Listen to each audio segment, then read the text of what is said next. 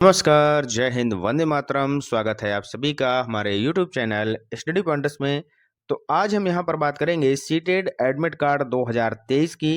Exam centre आपको कहाँ मिलेगा, परीक्षा पोस्टपोन होगी या नहीं होगी, ओएमआर सीट कैसे भरें, क्या सेंटर बदल सकते हैं, अंतिम दिनों में तैयारी अपनी कैसे करें, तो ये सारी चीजें यहाँ पर हम डिस्कस करने वाले हैं। तो वीडियो को सभी लोग कर दीजिएगा लाइक और शेयर, और चैनल से अगर आप पहली बार जुड़े हैं तो चैनल को सब्सक्राइब कर लीजिएगा, बेल आइकॉन को प्रेस कर लीजिएगा, जिससे कि आने वाली वीडियो का नोटिफिकेशन आपको समय से मिल सके। तो चलिए शुरू करते हैं आज का इम्पोर्टेंट लेक्चर। तो यहाँ पर आप देख सकते हैं जो सीटेट की तरफ से ऑफिशियल जो पब्लिक नोटिस आपका जारी किया गया था, वहां पर काफी बच्चों को कंफ्यूजन है कि यहाँ पर जो आपके परीक्षा केंद्र हैं उनमें बदलाव होगा तो कैसे होगा, कहाँ हमारा सेंटर मिलने वाला है।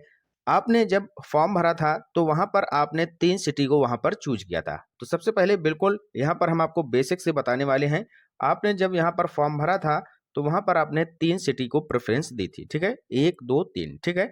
तो अब यहाँ पर क्या किया गया है, यहाँ पर आप ध्यान से पढ़िएगा। जो यहाँ पर लिखा है कि the applicants are also inform that while applying for CTET examination, यानी कि जब आपने फॉर्म फिल किया था तो आपने वहां पर एग्जाम सिटी को प्रेफरेंस दिया था, ठीक है। But now the examination is being conduct offline. तो यहाँ पर जो अब यहाँ पर सिचुएशन आ रही है वो एग्जाम की ऑफलाइन कर दिया गया है, ठीक है। तो वहां पर जो आपने 3 सिटी यहाँ पर फिल की थी उसका अब रोल यहाँ पर खत्म कर दिया गया है, ठीक है। अब क्या होगा, क्योंकि आपका जो एग्जाम पहले ऑनलाइन होता था तब आप वहां पर 3 सिटी वहां पर फिल कर देते थे। अब यहाँ पर आपका जो एग्जाम है वह ऑफलाइन मोड में होने वाला है, ठीक है, ओमार होगा। तो यहाँ पर क्या होगा कि जो आपकी जो 3 सिटी आपने प्रेफरेंस में दी थी उनको यहाँ पर रिजेक्ट कर दिया गया है। अब यहाँ पर आगे चलिए क्या लिखा है कि therefore based on the district of their present address given by the applicants in their online form. तो यहाँ पर जब आप अब आपको जो आपका एग्जाम सेंटर मिलने वाला है वह डिस्ट्रिक्ट जो आपने भरा था, यानी कि जो आपने परमानेंट एड्रेस भरा था उसके अकॉर्डिंग आपको डिस्ट्रिक्ट यहाँ पर दिया जाएगा, ठीक है। नेक्स्ट आगे यहाँ पर देखें तो वही बात लिखी है कि they have been allotted the examination city nearest to the district of their present address, यानी कि जो आपका अब जो एग्जाम सेंटर मिलने वाला है वो मिलेगा आपका नियरेस्ट सिटी के अकॉर्डिंग, यानी कि जो आपने वहां पर प्रेजेंट एड्रेस वहां पर फिल किया था, ठीक है। तो ये बात आपको यहाँ पर समझ में आ गई होगी। यही बात आपको यहाँ पर हिंदी लैंग्वेज में भी दी गई है, ठीक है। जिनको इंग्लिश में नहीं समझ में आ रहा है वो यहाँ पर आराम से पढ़ सकता है। यहाँ पर लिखा है कि आवेदकों को यह भी सूचित किया जाता है कि चूंकि सीटेट जो आपने आवेदन करते समय उन्होंने ऑनलाइन परीक्षा के अनुसार परीक्षा के शहरों का चयन किया था, परंतु अब यह परीक्षा ऑफलाइन मोड में आयोजित होने के कारण तथा परीक्षा केंद्रों की उपलब्धता के अनुसार परीक्षा के जो शहर हैं वो बदल गए हैं, ठीक है। अतः आवेदकों द्वारा अपने ऑनलाइन फॉर्म में दिए गए उनके वर्तमान पते के जनपद को आधार मानते हुए उन्हें परीक्षा केंद्रों के शहर के रूप में उनके वर्तमान पते के जनपद नजदीक का यहाँ पर परीक्षा शहर आवंटित किया जाएगा, ठीक है। तो यहाँ पर आपको साफ साफ बता दिया गया है।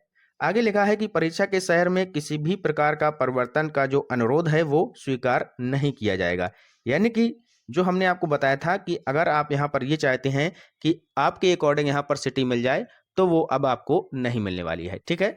आपने मान लीजिएगा 3 प्रेफरेंस सिटी यहाँ पर भरी थी, ठीक है। एक उदाहरण देकर हम आपको समझाते हैं। मान लीजिए पहला आपने यहाँ पर भरा था लखनऊ, ठीक है।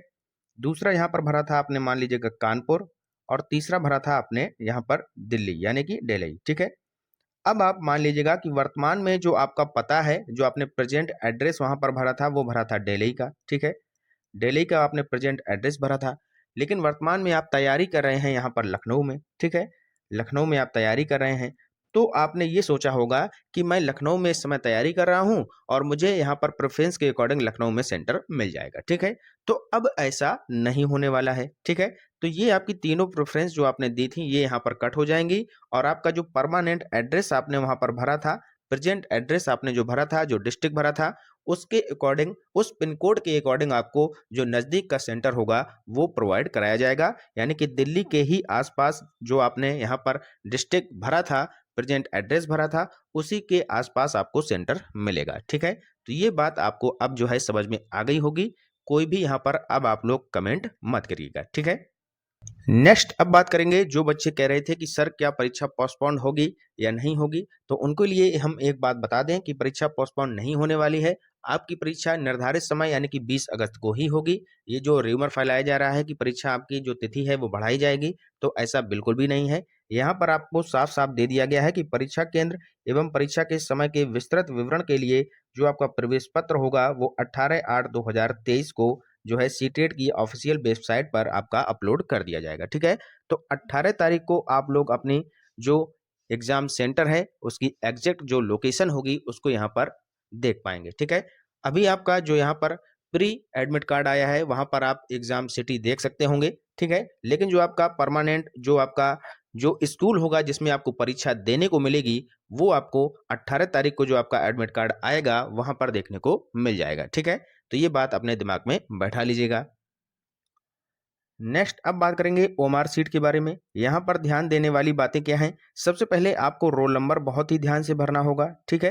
रोल नंबर को बहुत ही ध्यान से भरिएगा। अगर आपने रोल नंबर सही से नहीं भरा है, आपका गलत हो गया है, तो आपकी जो ओएमआर सीट है उसको चेक नहीं किया जाएगा, ठीक है? इसके बाद आता है आपका बुकलेट नंबर, जो आपका प्रश्न पत्र आपको दिया जाएगा, वहाँ पर बुकलेट नंबर दिया जाएगा। सीरीज दी जाएगी, उसको आपको बहुत ही अच्छे से भरना होगा। जैसे कुछ सीरीज ए होगी, किसी की एम हो सकती है, तो ये भी आपको ध्यान से भरना है। बुकलेट नंबर जो दिया जाएगा वो भी आपको ध्यान से भरना होगा। तो ये बातें हो गई ओएमआर सीट की।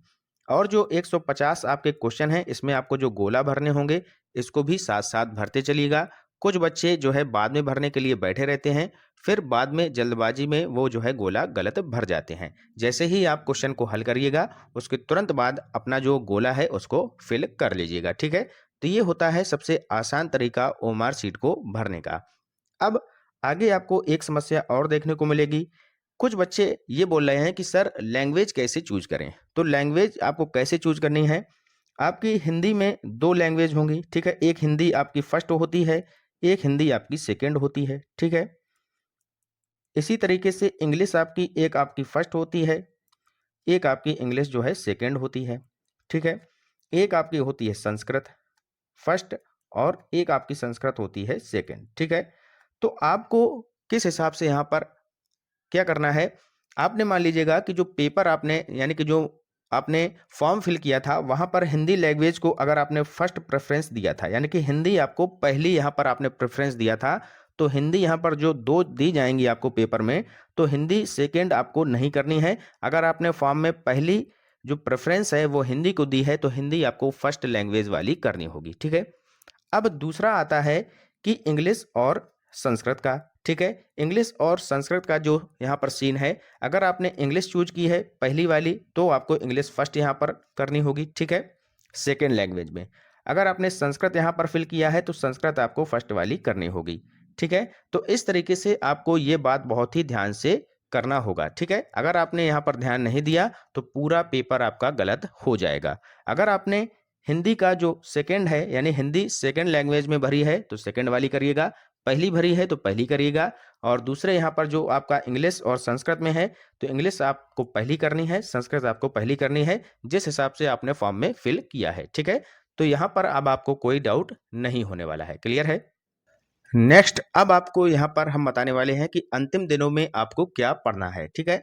कुछ बच्चे ऐसे होते हैं कि जिन्होंने तैयारी तो बहुत की है, लेकिन वो हड़बड़ाहट में काफ़ी वहाँ पर क्वेश्चन गलत करने वाले हैं। तो आपको अंतिम जो 2 दिन मिलने वाले हैं, वहाँ पर आप क्या करिएगा, केवल रिवाइज़ करिएगा। जो आप क्या कर रहे हैं कि जो आप प्रैक्टिस सेट लगा रहे हैं, उनमें से आप अपना वीक ज़ोन देखिएगा कि आपके जो नंबर हैं, वो किस सब्जेक्ट में कम आ रहे हैं। तो उसी सब्जेक्ट में आप जो है और रिवाइज़ करिएगा, उसी को आप प्रेफ़रेंस दीजिएगा, ठीक है? अगर आपके मान लीजिएगा कि सीडीपी में 30 में से 20 से 25 नंबर आ रहे हैं, तो ये आपकी कंप्लीट है, ठीक है? इसको आपको रिवाइज़ नहीं करना है, ठीक है? ईवीएस में अगर आपको कमज़ोर यहाँ पर आप हैं, तो इसको रिवाइज़ करिएगा। मैथ में आपको अगर लग रहा है कि यहाँ पर नंबर कम आ रहे हैं, तो इसको आप रिवाइज़ करिएगा। तो यहाँ पर सारे सब्जेक्ट को अब आपको जो है रिवाइज़ करने की ज़रूरत नहीं है। जिस सब्जेक्ट में आपके नंबर कम आ रहे हैं, उसी को फ़ोकस करिएगा, ठीक है? तो यही रणनीति है, कुछ भी नया बिल्कुल मत पढ़िएगा, दिमाग पर ज़ोर बिल्कुल मत डालिएगा। पेडागॉजी का जो सेक्शन है, वो आप अपने दिमाग से ही वहाँ पर करने वाले हैं। बच्चे को एक तरीके से आपको वहाँ पर भगवान समझना है, बच्चे को दंड नहीं देना है, ठीक है? उसको क्लास से बाहर नहीं करना है।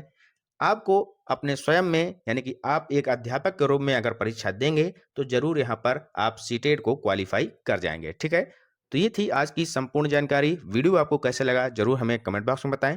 मिलते हैं नेक्स्ट वीडियो के साथ, तब तक के लिए पढ़ते रहिए और आगे बढ़ते रहिए। जय हिंद, जय भारत।